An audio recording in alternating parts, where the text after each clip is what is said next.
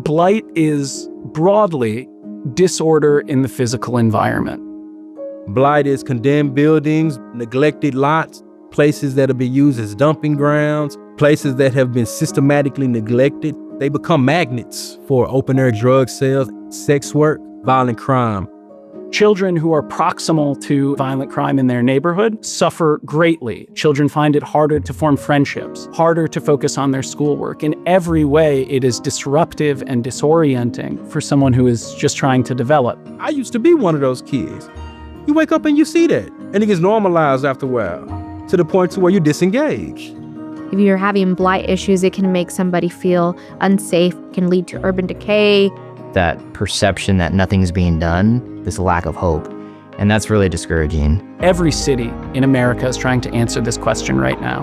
How can we lower rates of violent crime? But most of those really big answers are either inherently political or they're incredibly expensive and they take a really long time to work. But there is a third category of solution that requires basically no new funding, no new staff, and can be executed quickly with the tools that every city already has right now.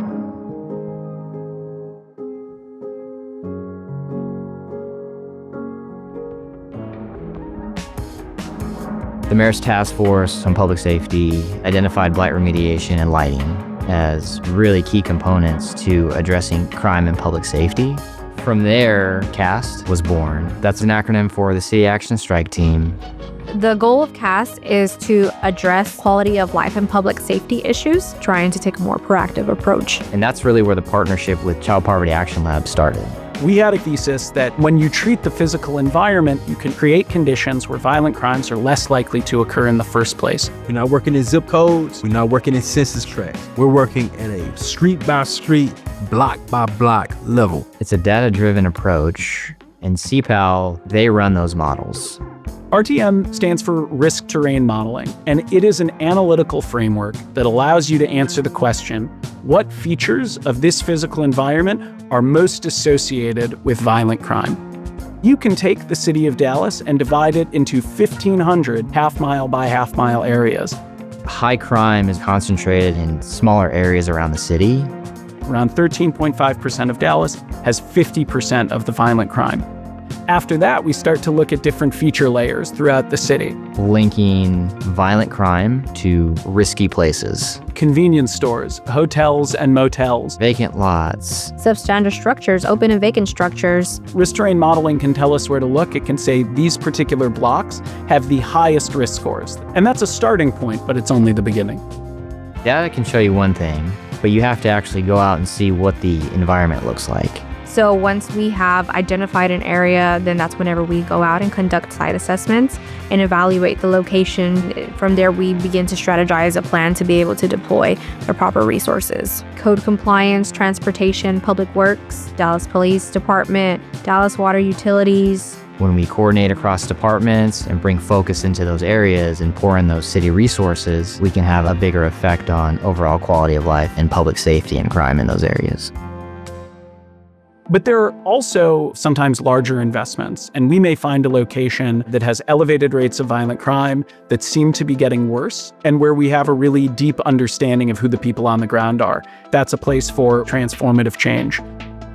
Transformative change spaces are spaces that are activated for the community, remediating those lots, beautifying those lots, making it nice, making it an inviting space, and activating the space as well, servicing the people with things that they need on a daily, weekly basis. And it's also a launching pad or a canvas for other organizations, other entities, other nonprofits to come and also serve. Genuine engagement, not just service engagement. We've had that. The do-gooders build parks. Check it off, take pictures, send it up to the board, clap, clap, clap, clap, get a promotion. I've seen people build parks in blighted communities, and a year later, they found a body in that park. This takes time. You gotta build equity in these communities. Low cost, high return, even higher buy-in. As we ask the question, what impact did these interventions have? The way we answer it is by looking at areas with similar risk profiles. In 2025, the City Action Strike Team completed 255 interventions across 90 half-mile by half-mile areas. Across each of those types of areas, every risk profile in the city, locations with a City Action Strike Team intervention had lower rates of violent crime.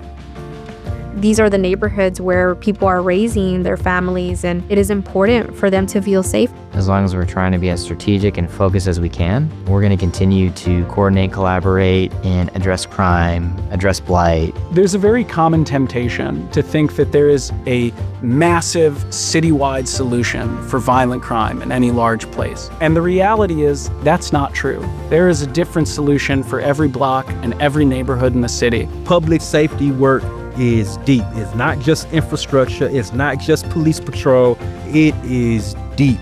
But that's what makes this strategy powerful. I think when you have a group of people committed to being on the ground and doing this work day after day, block by block, that's how you get the results.